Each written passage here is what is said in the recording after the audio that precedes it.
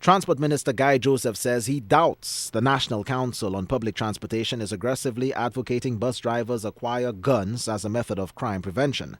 Some bus drivers say they are considering obtaining firearms because law enforcement has failed to protect them from a growing spate of robbery and attacks. The president of the National Council on Public Transportation in a recent interview says he does not oppose the bus drivers defending themselves and property. Not only does the transport minister not support the measure, he says access to legal firearms falls within the purview of the Commissioner of Police. There's a procedure for obtaining a licensed firearm.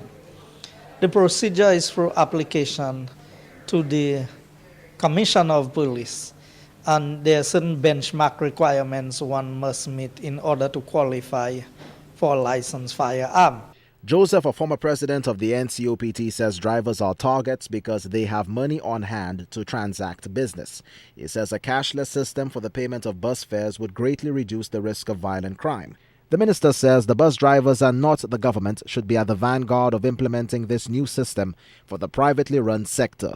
There are companies that specialize in these areas. I did speak to a number of people from the London Transport Company who had indicated their interest in doing a program with us in St. Lucia at the time to help in developing a system where you could travel with a ticket rather than with cash. Joseph believes innovation in the private sector should be driven by the people directly involved in the enterprise. He says the drivers should have invested in new technology and upgraded their business model after the rebates and increased bus fares were granted by government 2 years ago. Couldn't a percentage of this money have been invested? Because it's their money and it's their system, and the earnings of whatever they do comes to them. Shouldn't some of these funds have been used to at least introduce a pilot project, maybe in one area, to make a determination? Let us gauge this system and let us see how well it works, and then it could be adopted.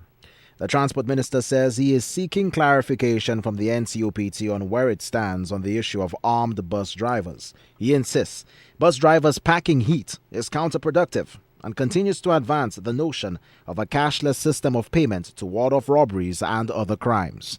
Winston Springer Jr., HTS News, Channel 4.